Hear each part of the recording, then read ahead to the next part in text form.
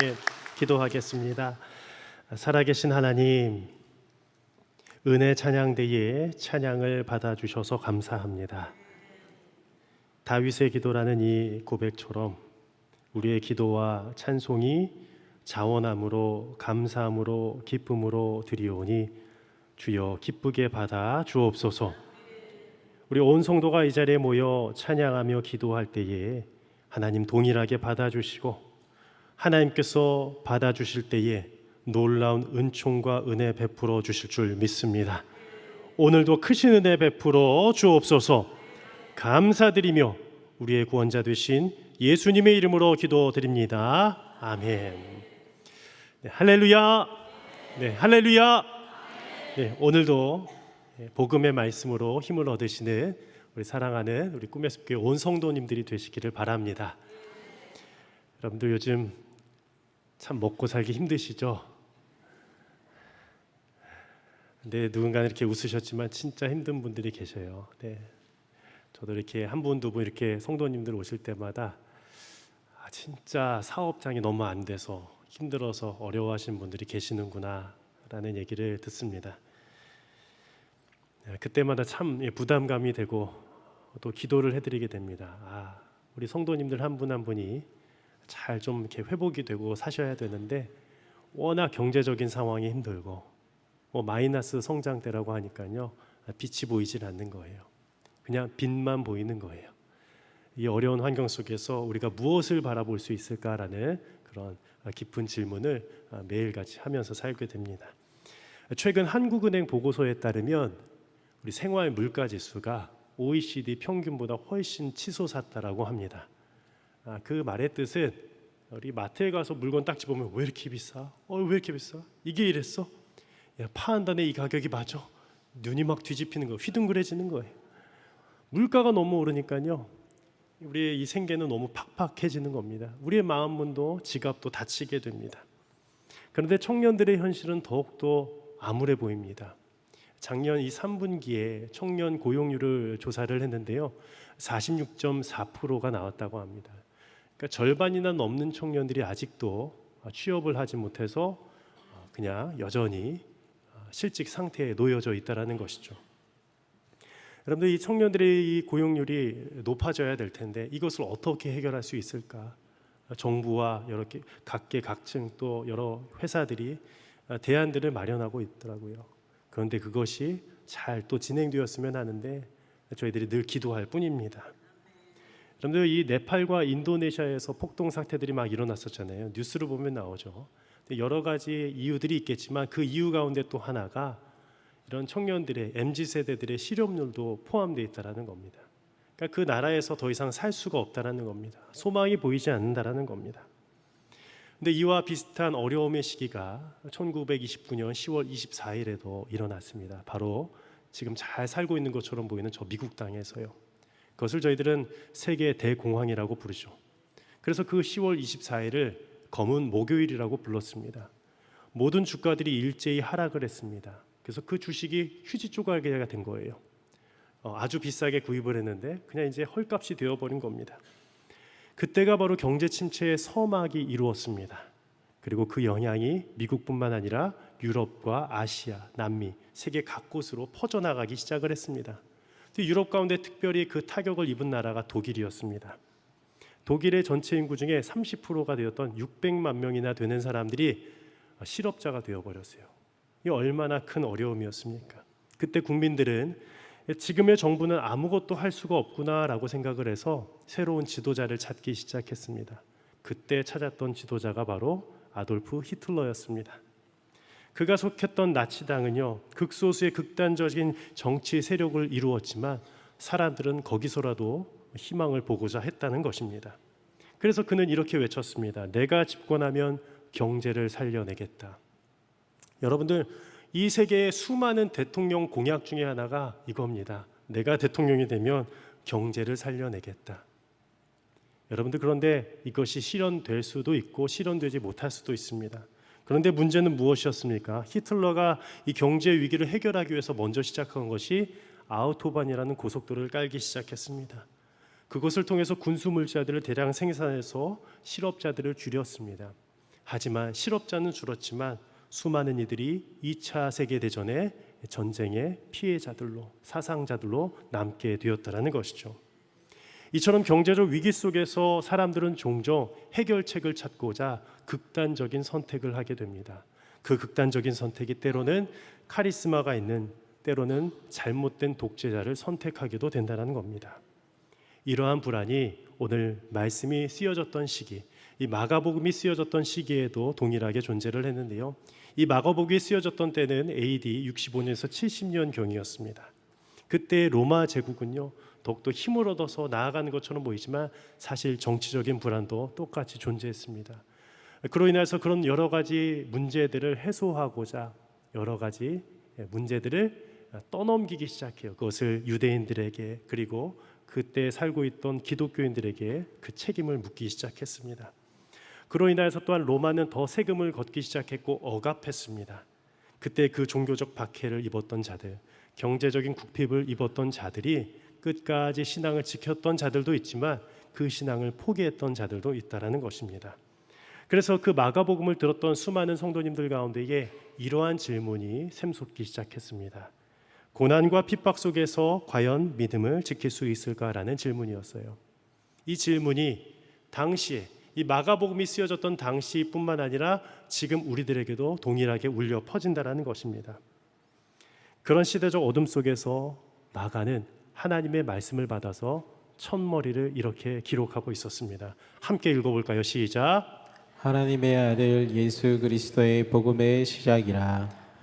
마가복음의 첫머리는 이렇게 시작하고 있습니다. 하나님의 아들 예수 그리스도의 복음의 시작이라. 아멘. 시작이라는 거예요. 아르케, 어떤 근원, 처음을 뜻합니다. 이 복음에 대한 시작이 바로 누구로부터 시작이 되었느냐? 예수님으로부터 시작되고 있음을 설교하고 있었다는 것이에요. 지금 당신들이 겪는 이 고통과 불확실함 가운데에서 해결책은 오직 예수님밖에 없다는 것을 그의 글 첫머리에서 적고 있습니다. 이것을 그가 스스로 적은 것이 아니었다는 것이에요. 하나님께서 그에게 말씀을 불어넣어 주셔서 그 글을 적게 하셨다는 것이죠. 그렇다면 과연 2000년 전 이 말씀이 지금을 살아가고 있는 우리들에게는 어떻게 적용되고 어떻게 받아들여질 수 있는지요? 제가 한번 질문을 드릴까요? 여러분들 이 복음의 말씀이 귀중하세요? 아니면 제가 즐겨보는 늘 뉴스거리가 중요합니까?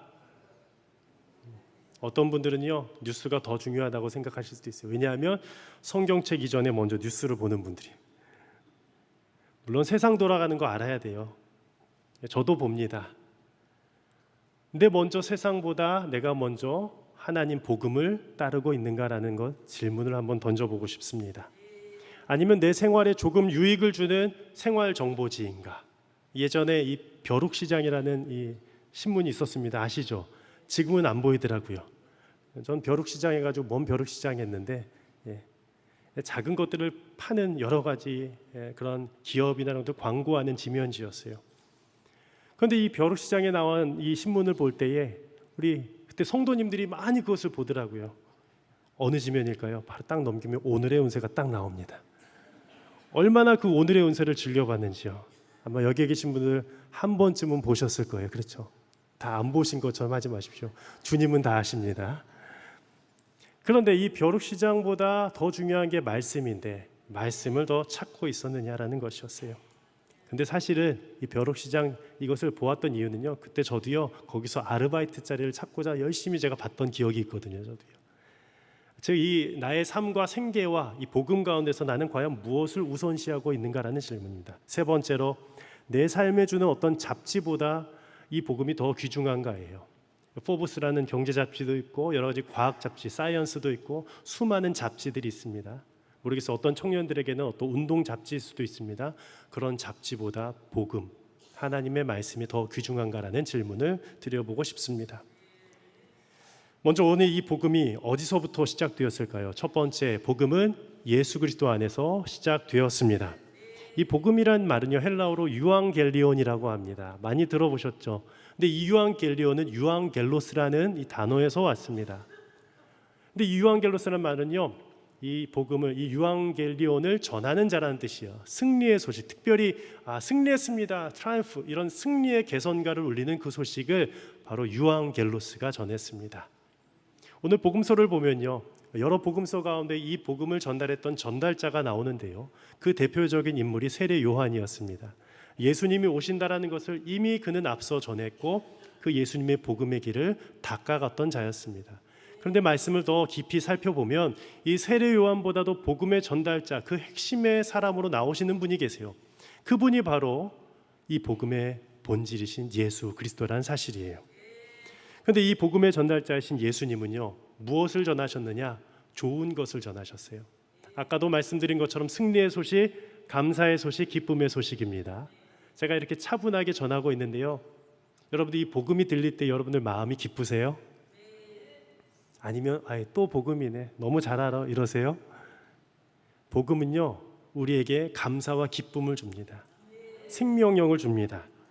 그렇다면 무엇이 좋은 뉴스고 무엇이 나쁜 뉴스일까요? 먼저 나쁜 뉴스부터 제가 말씀을 드리고자 해요. 나쁜 뉴스는요, 우리가 다 죄인이라는 것이에요. 그래서 그 죄 때문에 다 죽을 수밖에 없다라는 것을 로마서 3장 23절에 기록하고 있습니다. 함께 읽어볼까요? 시작. 모든 사람이 죄를 범하였음에 하나님의 영광에 이르지 못하더니. 말씀 계속 띄워주시면요, 모든 사람이 무엇을 범하였음에? 여러분 다 죄인이에요. 우리는 다 죄인입니다. 이미 우리들은 구원 받았어요. 물론 이 자리에 구원에 대한 확신이 없는 분들이 계실 수 있습니다. 근데 어디서부터 이 구원의 확신이 있느냐? 나가 죄인이라는 거예요. 나 자신이 죄인이라는 거예요. 저도 죄인, 여러분들도 죄인, 우리 모두가 죄인입니다.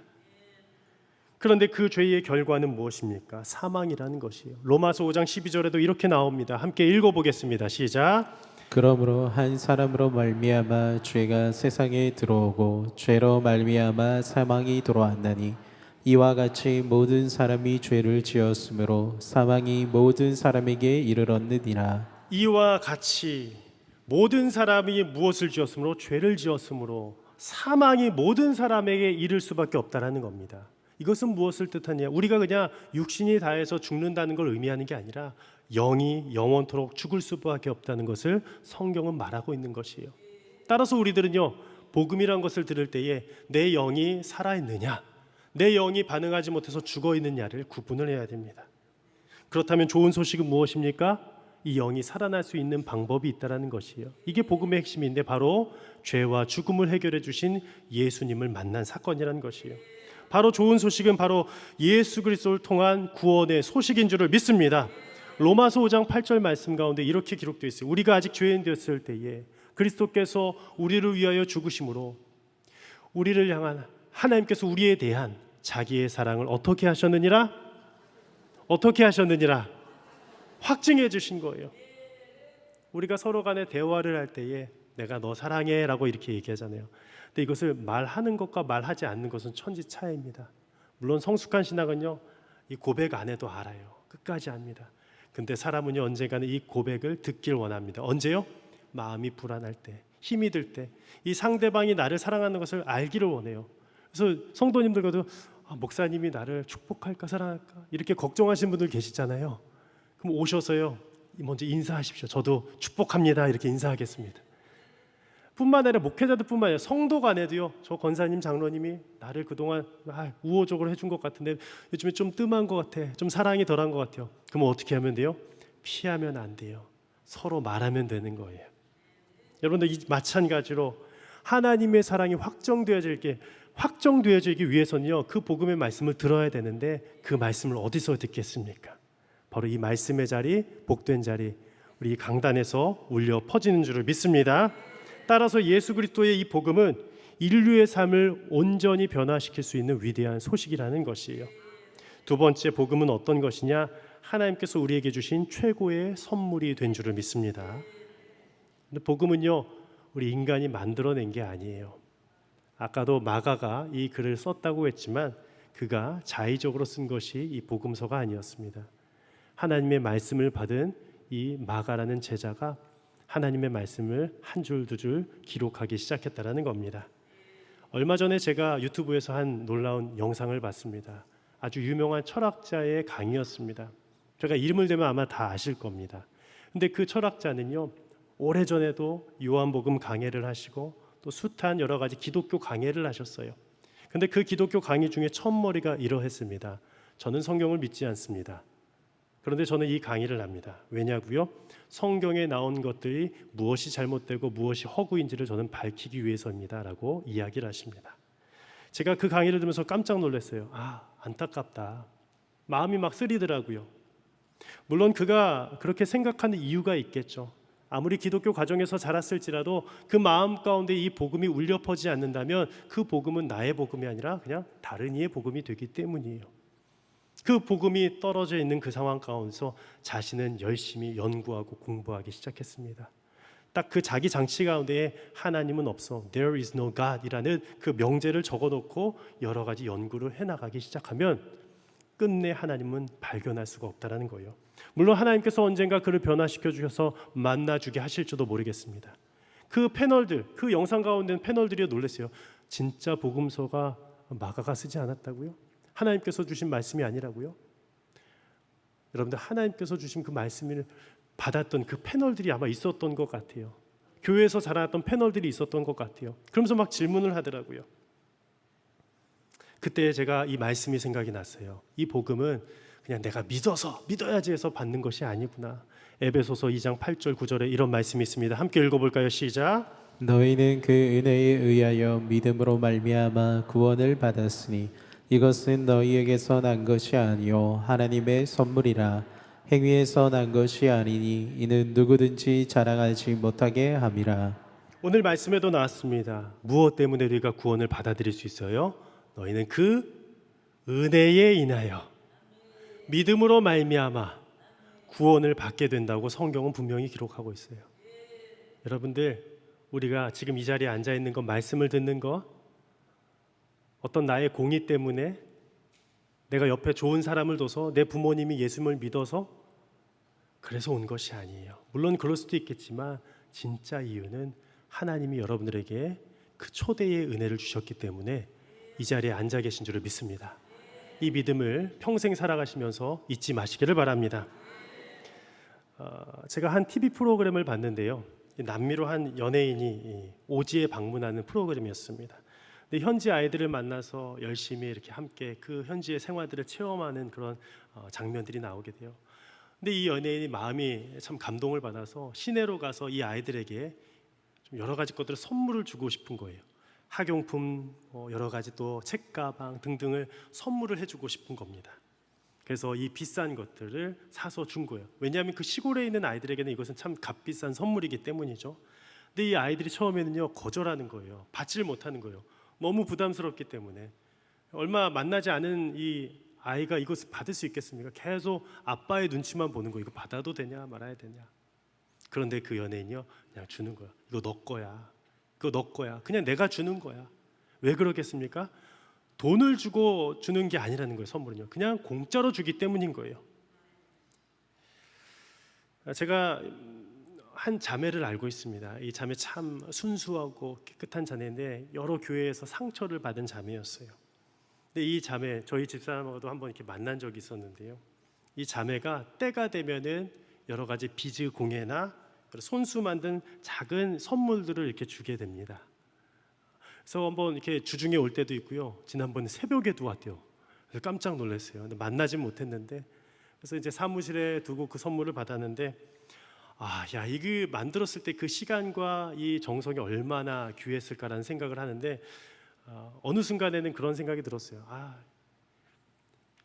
이거를 안 해도 되는데 왜 계속 이렇게 가져다 줄까? 이제는 그만 줘도 될 텐데 왜 그런 작은 선물들을 줄까? 제가 언제는가는 이 비즈공예를요 우리 교육부 아이들한테 한번 선물로 대신 또 전해준 적이 있습니다. 그 청년이 그러더라고요. 목사님, 여기 인형들, 이 비즈들 아이들한테 주세요. 근데 제가 그 마음을 잘 깨닫지 못했던 것 같아요. 처음엔요. 그냥 그 발걸음이 때로는 부담이 되기도 했던 것 같습니다. 그런데 생각이 나는 거예요. 기도해 주면서 그녀의 그 작은 마음이 무엇일까라는 것이었어요. 여러분들, 선물은요 하나님께서 우리에게 공짜로 주신 그 복음 가운데 온전히 녹아져 있다라는 것이에요. 마지막으로 세 번째는 무엇이냐? 복음은 성도가 오늘을 살아가게 하는 능력이 된다라는 겁니다. 로마서 1장 16절 말씀 함께 읽어볼까요? 시작. 내가 복음을 부끄러워하지 아니하노니 이 복음은 모든 믿는 자에게 구원을 주시는 하나님의 능력이 됨이라. 먼저는 유대인에게요 그리고 헬라인에게로다. 오늘 바울은 로마서 1장 16절에 이렇게 기록하고 있습니다. 이 복음은 모든 믿는 자에게 구원을 주시는 하나님의 능력이 됨이라. 하나님의 능력이 임하는 거예요. 이 dynamis라는 단어는요, 예수님이 행하셨던 그런 사역들 가운데 기록이 되어 있는데, 그런데 이 예수님 외에 기록된 것은요, 어디에만 쓰여져 있느냐? 복음이란 단어에만 사용되어져 나옵니다. 다른 데서는 이 능력이 나오잖아요. 여러분들 이 말씀이 중요합니다.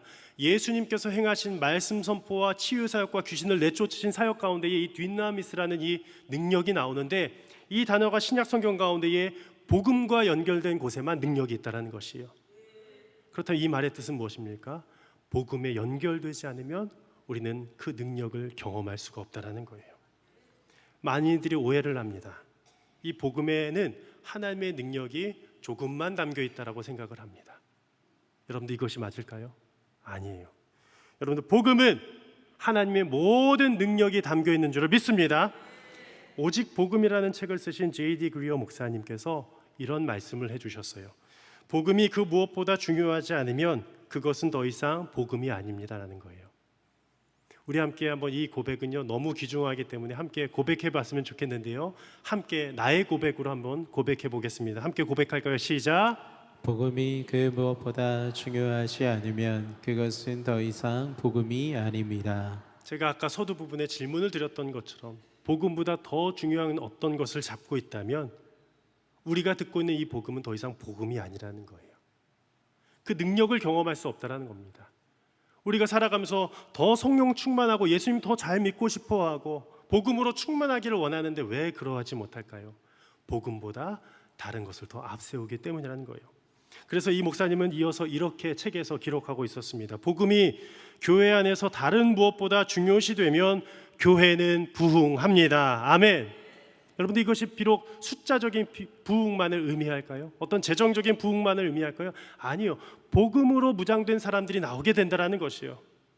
여러분들 제가 이 문구를 읽을 때에 정말 공감하시는 분들만 아멘 하시길 바랍니다. 그대로 이루어질 줄 믿습니다. 복음이 교회 안에서 다른 무엇보다 중요시 되면 여러분들의 삶은 살아날 줄을 믿습니다. 교회는 부흥하게 될 줄을 믿습니다. 그게 복음이에요. 복음보다 내 아들, 자녀가 앞서게 되면 복음의 능력을 경험하지 못해요. 복음보다 돈이 앞서게 되면 복음의 능력을 경험하지 못해요. 복음보다 내가 더 이뻐지려고 하면 복음을 경험하지 못합니다. 복음보다 나의 출세가 더 앞서면 복음의 능력은 경험하지 못할 수 있어요. 그렇다고 해서 돈이 많은 자, 출세한 자, 어떤 성공한 자 다 비판한 것이 아니에요. 그들의 삶 가운데도 복음이 앞선 자들이 있고 복음이 앞서지 않은 자들도 있습니다. 그러나 보십시오. 나의 삶을 복음이 이끌어 갔는지 아니면 복음을 질질 끌고 있는지 그것은 하나님이 알고 계십니다.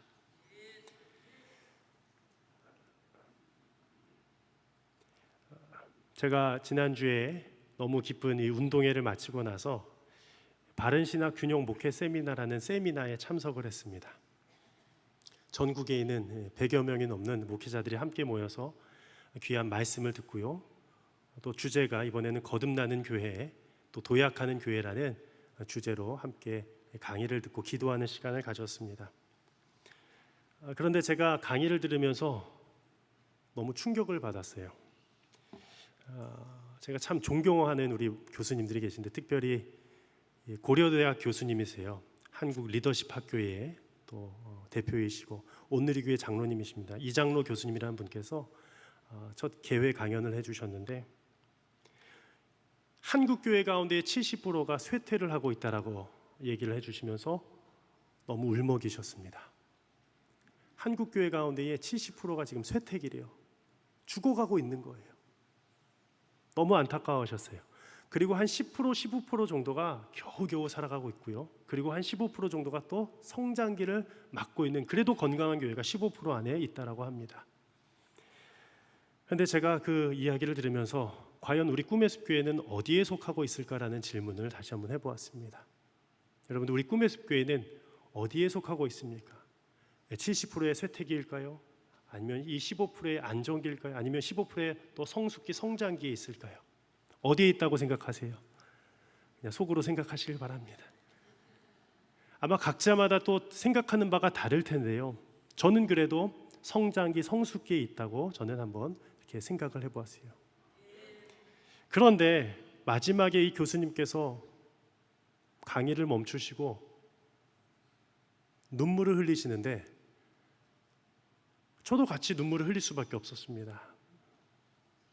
뭐라고 하셨냐면요, 이 자리에 한 10%, 15% 되는 그래도 살아나는 교회에 계신 목사님들이 계시다면 여러분들이 더 회개하고 기도해야 됩니다라는 거예요.